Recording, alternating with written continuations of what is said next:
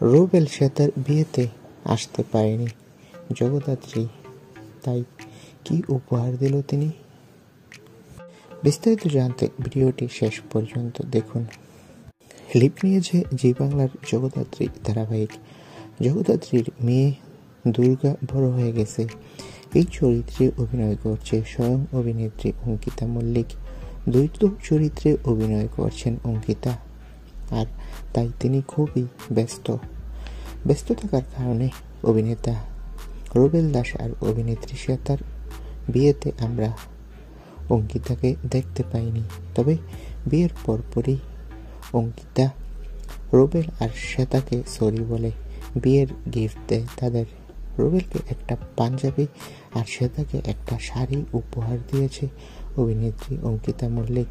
তো বন্ধুরা, এই বিষয়টা জেনে তোমাদের কেমন লাগলো কমেন্ট করে জানাও, আর আমাদের চ্যানেলটি সাবস্ক্রাইব করে পাশে থাকা বেল আইকনটি বাজিয়ে রাখো।